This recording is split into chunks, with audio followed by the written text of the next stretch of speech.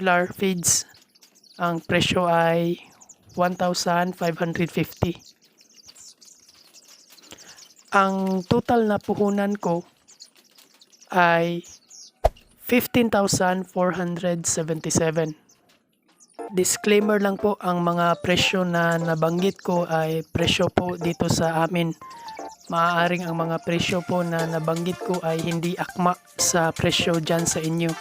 Nakadepende po ang presyo sa lugar o supplier.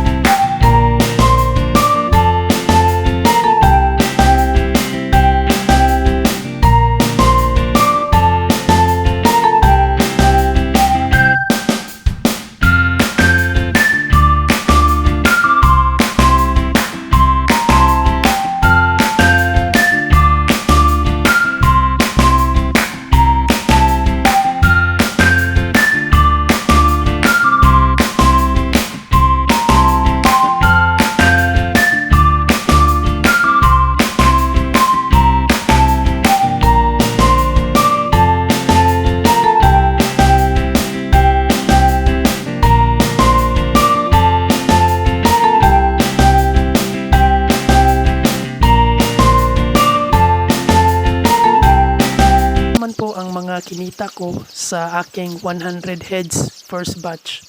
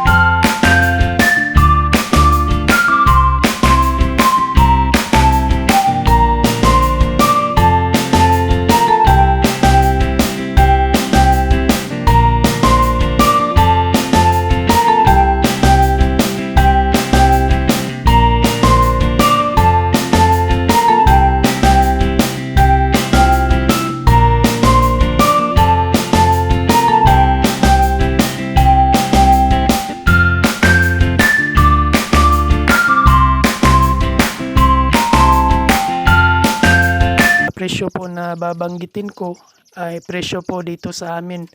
Nakadepende po yung presyo sa market price ng lugar. Uunahin po muna natin yung live chicken. Mayroon po akong nabentang 25 heads, 38.731 yung total kilo times 170 per kilo equals 6,584.27. 4 heads, 6.95 total kilo times 165 per kilo equals 1,146.75. 19 heads, 33.71 total kilo times 160 per kilo equals 5,393.6. 7 heads, 15.08 total kilo times 150 per kilo equals 2,262. May 2 heads po kaming inulam pero prenesyuhan din po namin yung 2 heads at yung total kilo nito ay 3.3 times 150 per kilo equals 495. Mayroon akong 57 heads na nabenta ng live at kumita ako ng 15,000 2,881.62.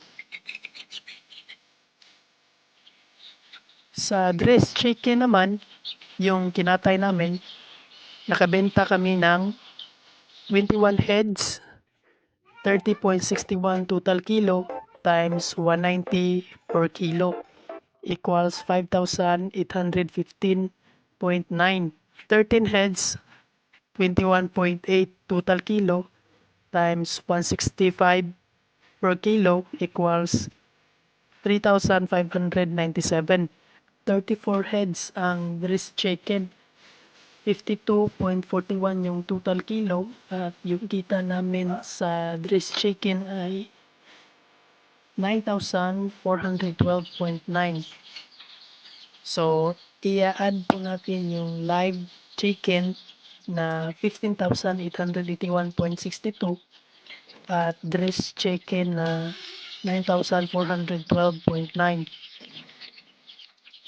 Total ay 25,294.52 gross sale.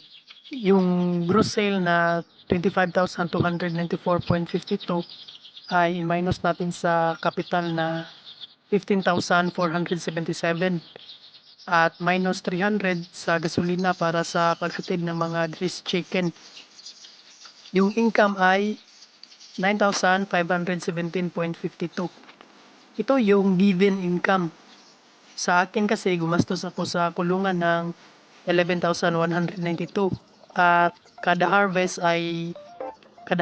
na may income ako ay kukuha ako dito ng 25% at ibabalik ko sa nagastos ko sa kulungan hanggang mabalik yung puhunan na ginastos ko sa kulungan at hindi na ako kukuha ng 25% kung babalik na yung pera na nagastos ko sa kulungan. Ito yung tinatawag na depreciation. Gaya nito sa first batch ko ay may income ako na 9,517.52. Kukuha ako ng 25% dito, yung amount ay 2,379.38.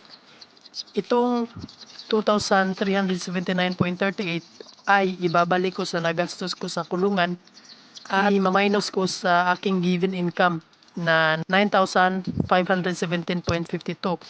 So yung net income ko na lang ay 7,138.14 pesos. Sabi ng iba ay lugi na daw sila kasi hindi agad mababalik yung pera na ginastos nila sa kulungan. Hindi po ganun yon. Hindi naman isang beses ka lang mag-aalaga. Mag-aalaga ka hanggang maayos pa yung kulungan mo. At depende na yan sa inyo kung ilang percent ang kukunin nyo sa inyong income. Sa susunod na video ay ibabahagi ko naman kung magkano ang naging puhunan at kita ng aking 100 heads second batch. So sana ay nakatulong sa inyo itong ibinahagi ko at magkaroon kayo ng idea kung magkano ang kapital at kikitain ng 100 heads chicken broiler. Tulungan niyo po akong makaabot ng 500 subscribers within 3 months. Kaya mag-subscribe na po kayo at hit the bell para maging una at updated sa ating mga videos. Hanggang sa muli mga kabantres.